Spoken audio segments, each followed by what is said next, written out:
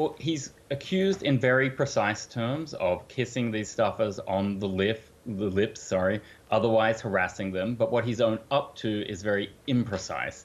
He's put out a statement which suggests that he's maybe inappropriately flirted.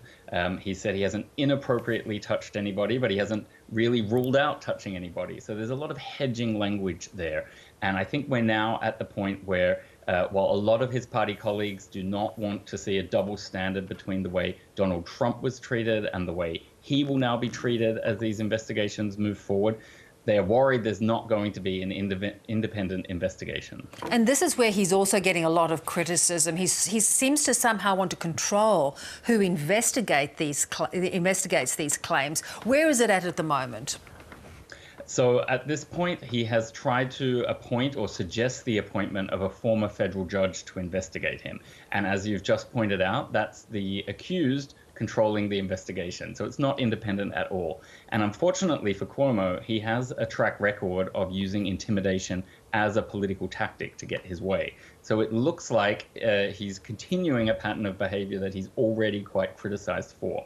And the Attorney General here in New York has said, no, absolutely not. That's not how it should happen. I am the one responsible under executive law to conduct this investigation. But the trick is she can only do that if a case or an issue like this is referred to her by the governor. So Cuomo is bound up in a bunch of very complicated procedures here. Indeed. He had been hailed for his handling of the COVID crisis, but now he's facing another scandal too for withholding thousands of nursing home COVID-19 deaths last year. How is this playing out for him? This looks absolutely terrible for him. And now you might remember from Cuomo giving famous press conferences, which were a real welcome relief compared to the obfuscation and the bluster that Donald Trump was coming up with in the early days of the crisis. He got a lot of applause for that, but there are huge criticisms with how New York has generally handled the crisis here. And one thing Cuomo did was cover up the data on the number of people dying in nursing homes. He blames the federal government for forcing those homes to accept any patient with COVID. But because the data wasn't out there, other officials couldn't course correct. They couldn't use the full transparent data to say, hang on, there's a problem here, we're going to change course. And that's happening a lot in the way New York is handling the crisis. The latest example is a fumbling in how the vaccine has been rolled out, far too slowly in some cases. A lot of people who don't need it cutting the line to get it. That's a problem.